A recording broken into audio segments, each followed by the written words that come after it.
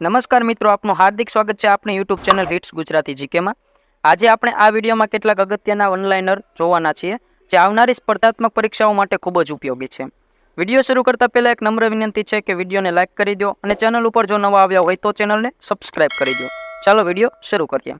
પ્રશ્ન 1, કોને ડાંગનું પ્રવેશ દ્વાર ગણવામાં આવે છે? જવાબ વથઈ। પ્રશ્ન 2, રતનમહાલ રીંછ અભયારણ્ય કયા જિલ્લામાં આવેલું છે? જવાબ દાહોદ। પ્રશ્ન 3, નર્મદા જિલ્લાનું મુખ્ય મથક કયું છે? જવાબ રાજપીપળા। પ્રશ્ન 4, નર્મદા જિલ્લાના કયા સ્થળે 1000 બારીવાળો મહેલ આવેલો છે? જવાબ રાજપીપળા। પ્રશ્ન 5, નવસારી શહેર કઈ નદીના કિનારે વસેલું છે?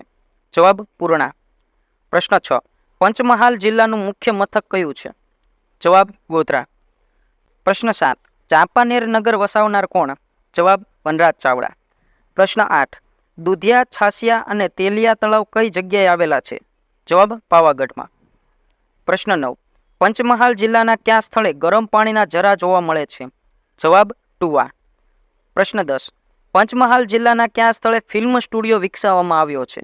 જવાબ હાલોલ। પ્રશ્ન 11, પાટણ શહેર વસાવનાર કોણ?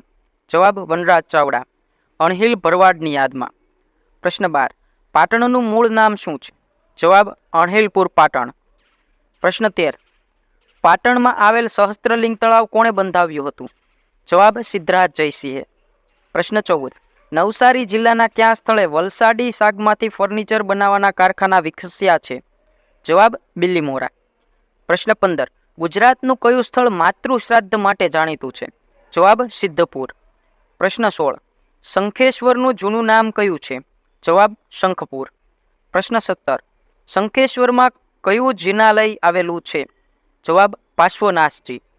પ્રશ્ન 18, કયું નગર સુદામાપુરી તરીકે ઓળખાય છે? જવાબ પોરબંદર। પ્રશ્ન 19, કીર્તિ મંદિર કયા શહેરમાં આવેલું છે? જવાબ પોરબંદર। પ્રશ્ન 20, પ્રસિદ્ધ વિહારધામ બાલારામ કયા જિલ્લામાં આવેલું છે? જવાબ બનાસકાંઠા।